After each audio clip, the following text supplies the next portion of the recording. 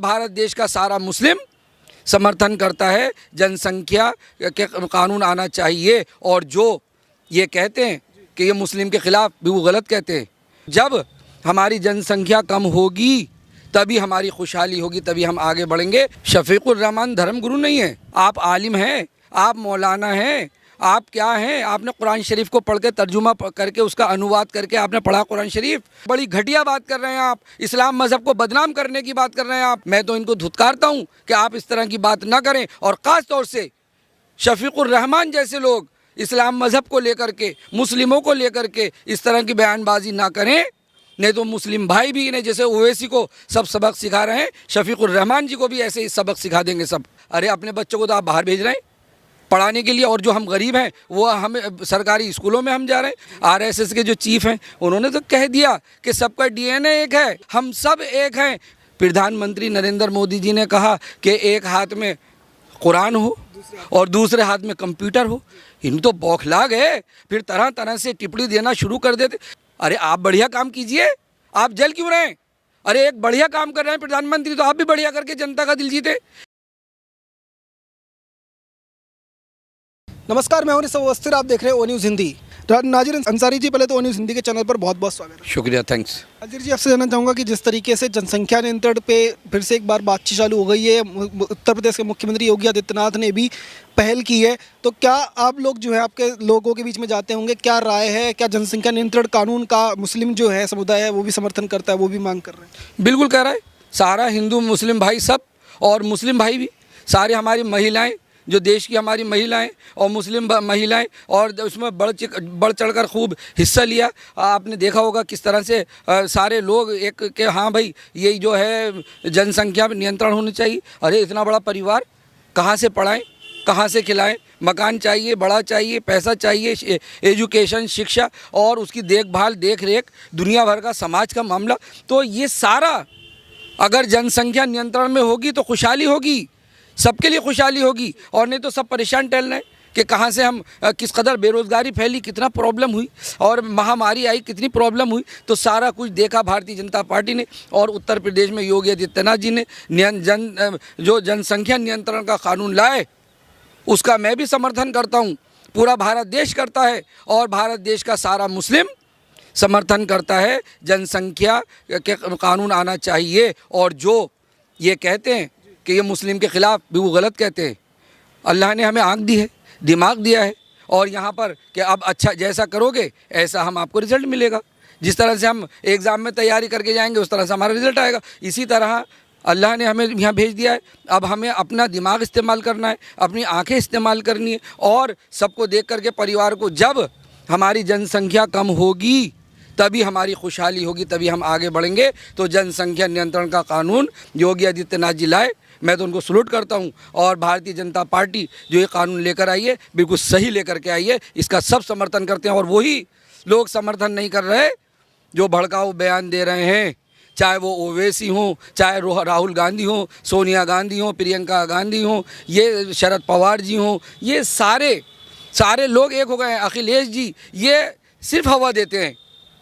तो ये सारे, इनकी बात जो है अब चलने वाली नहीं है, और इसका समर्थन सब कर रहे हैं। नाजिर जी, आपसे ये जानना चाहूँगा कि जिस तरीके से सपा के सांसद शफीकुर रहमान का कहना है कि जो बच्चे हैं उनका ताल्लुक जो है वो किसी इंसान से नहीं है, अल्लाह जो है वो उनकी देन है, और अल्लाह ही उनको जो है पालेगा पोसेगा, क्या वाकई में अब सोच जो है बदलने की ज़रूरत नहीं है? लोगों को इस बारे में जानने की ज़रूरत नहीं है कि जो नेता है वो बैठ करके बयानबाजी कुछ और करते हैं और अपने बच्चों को कहीं और पढ़ाते हैं? तो क्या अब लोगों को समझ में आने लगा है, मुसलमान समुदाय भी इस तरीके की बयानबाजी से जानने लगा कि जो अल्लाह की देन कह करके मुसलमानों को बेवकूफ़ बनाया जा रहा है? क्या आप लोग जो है क्या रह रहे हैं? शफीकुर रहमान धर्मगुरु नहीं है, वो पॉलिटिकल हैं, और वो सिर्फ मुद्दा देख रहे हैं कि हमें वोट मिले, हम इस तरह की बातचीत करें कि हमें वोट मिल जाए, मुस्लिम वोट मिल जाए।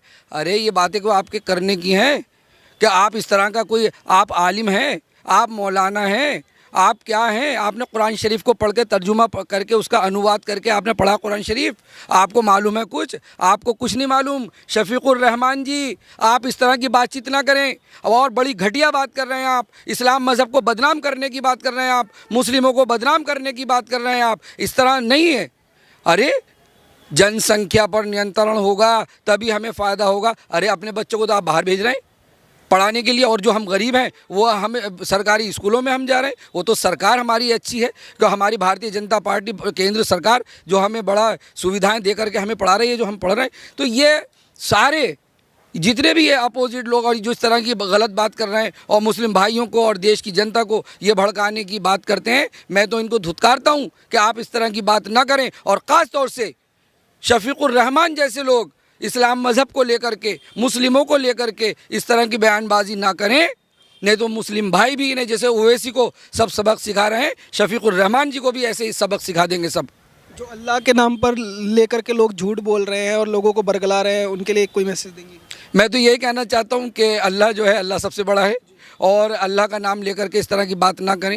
और बड़े अफसोस की बात है कि हम अल्लाह को नाम लेकर के और हम गलत बयानबाजी करें और हम झूठ बोलें। इस तरह की बातचीत हम ना करें। अगर हम करें तो एक सच्चाई वाली बात करें। और ये सारे पॉलिटिकल लोग हैं, जितने भी आप पॉलिटिकल लोग, मैं तो इनसे रिक्वेस्ट कर रहा हूँ, अरे आप जनता की भलाई के लिए बात करें, जनता के विकास की बात करें, जनता को रोटी कपड़ा देने की, मकान की बात करें। और ये करेंगे नहीं, ये दंगा देने की बात करेंगे, धर्म में आपस में लड़ाने की बात करेंगे, हिंदू मुस्लिम की बात करेंगे, देश के बंटवारे की बात करेंगे, इस्लामिक राष्ट्र बनाने की बात करेंगे। ये देश प्रेमी हो नहीं सकते, देशद्रोही हम इन्हें कह सकते हैं कि जिस तरह की ये बात कर रहे हैं। सारा भारत देश का हिंदू मुस्लिम भाई सब, और मैं इन विपक्षी पार्टियों को इनको मैं मैसेज देना चाहता हूँ कि आप हमारे भारत देश को ऐसे मोड़ पे ना लेके जाएं और इस तरह की बात ना करें कि देश तोड़ने की बात ना करें, देशद्रोही बात ना करें। और इन सब के साथ आप बढ़िया करके चलें। अरे सबक ले लीजिए आप भारतीय जनता पार्टी से, प्रधानमंत्री नरेंद्र मोदी जी से, जैसे उन्होंने विकास किया। अगर ये प्रधानमंत्री नरेंद्र मोदी जी के विचारों पर चलें, योगी आदित्यनाथ जी के विचारों पर चलें, तो शायद जनता इनके लिए सोच लेगी, और नहीं तो इनका बहुत बुरा हशर होने वाला है। और सबक ले लें भारतीय जनता पार्टी से। और आप देखिएगा 2024 में किस तरह से भारतीय जनता पार्टी नरेंद्र मोदी जी का परचम लहराने वाला है। और ये विपक्षी पार्टियां और जो ये घटिया इनके मुद्दे और जो दंगाई लोग, किस तरह से इनको जनता सबक सिखाएगी, भारतीय जनता पार्टी का परचम लहराएगा। आरएसएस प्रमुख है मोहन भागवत जी, उनका कहना है कि जो खाना खाने का काम और बच्चे पैदा करने का काम तो जानवर भी कर लेते हैं, लेकिन हिंदू और मुस्लिम तमाम समुदाय के जो लोग हैं उन लोगों को आगे आना चाहिए और बढ़ चढ़ करके देश के लिए योगदान देना चाहिए, जनसंख्या नियंत्रण पर काम करना चाहिए। तो उनके बयान से क्या आप लोग सहमत हैं? बिल्कुल सही वो कह रहे हैं और सारा देश समझ रहा है, सारे हिंदू मुस्लिम भाई समझ रहे हैं, लेकिन विपक्षी पार्टी बौखला रहे कि ये किस तरह की बात कर रहे हैं,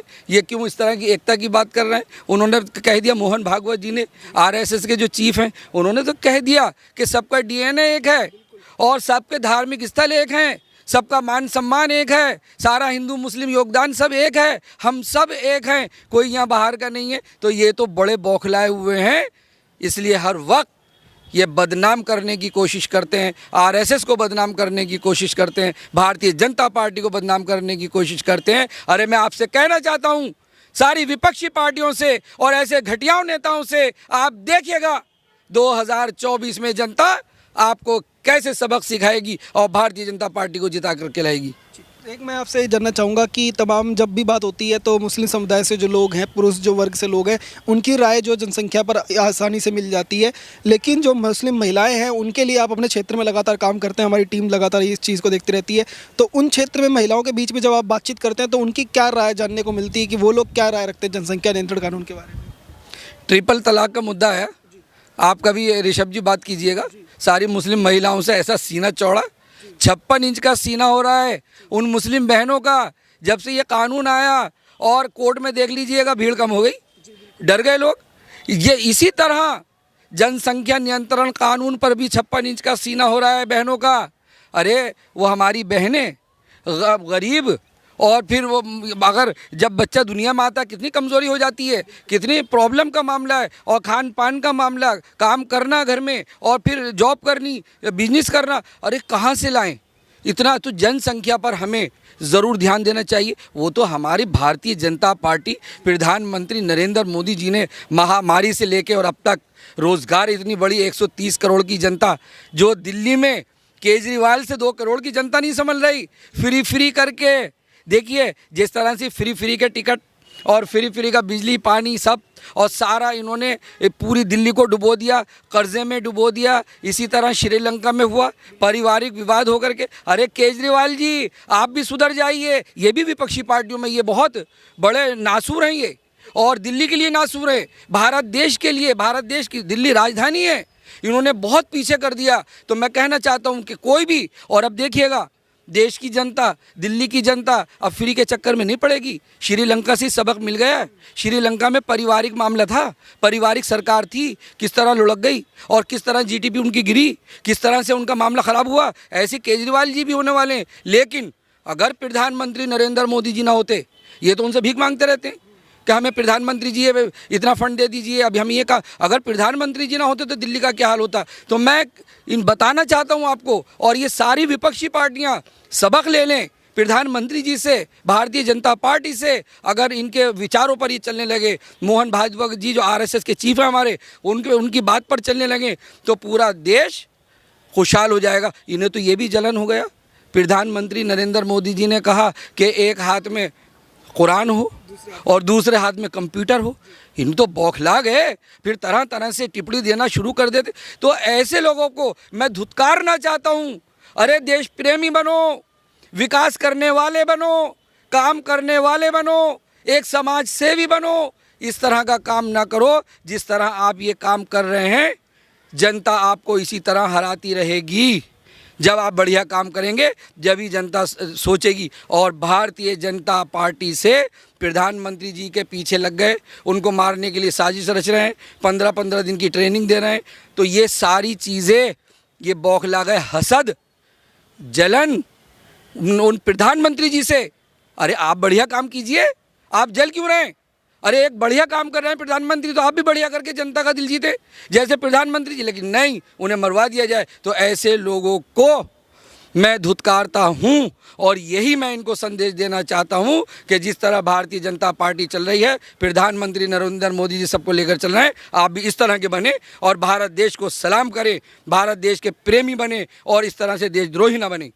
अंसारी जी, मैं आपसे चाहूँगा अंत में एक छोटा मैसेज अपने ही समाज के जो लोग हैं, तमाम जो समाज मुस्लिम समुदाय के लोग आपको देख रहे हैं, उनके लिए एक मैसेज कि वो किसी तरह के बरगलाने में ना आए। जो जनसंख्या नियंत्रण कानून है उसके बारे में उनको जो है एक मैसेज मैं मैसेज दे रहा हूँ, लेकिन देने की ज़रूरत नहीं। सारा मुस्लिम जो है जानता है, सारा सब जानते हैं कि जो जनसंख्या नियंत्रण कानून लगना चाहिए।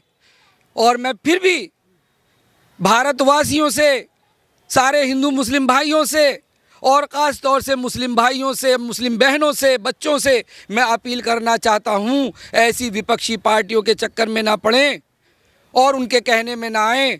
जनसंख्या नियंत्रण कानून सबके हित के लिए है और सबके लिए है। ऐसा नहीं, ये तो बहका रहे हैं कि मुस्लिमों के लिए, सबके लिए, हिंदू मुस्लिम भाई सब, यहूदी पारसी ईसाई सब के लिए, सारे जाति धर्म के लोगों के लिए है। और हम सब इनके कहने में ना आएँ।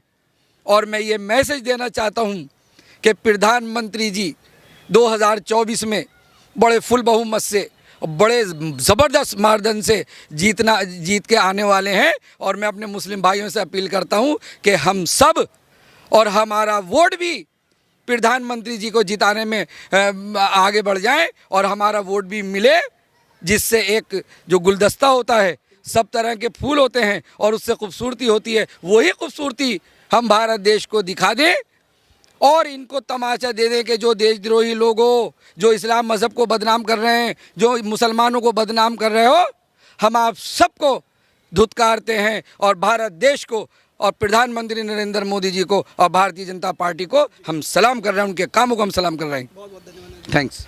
तो ये थे नाजिर अंसारी जी, जिनसे हम बात करने की कोशिश कर रहे थे। इनका कहना साफ है कि जो लोग भी प्रधानमंत्री नरेंद्र मोदी के खिलाफ अपने नापाक इरादे रखे हुए हैं, उन सभी को एक यहाँ से कड़ा मैसेज दिया है और भारत का हिंदू और मुसलमान एकजुट होकर के प्रधानमंत्री नरेंद्र मोदी के साथ खड़ा है और जनसंख्या नियंत्रण कानून को जल्द से जल्द देश में लागू होना चाहिए और पूरा समाज मिलकर के सहयोग करेगा, ऐसा इन्होंने ऐसे मैसेज दिया। आप देखते रहिए ओ न्यूज़ हिंदी। धन्यवाद। जय हिंद।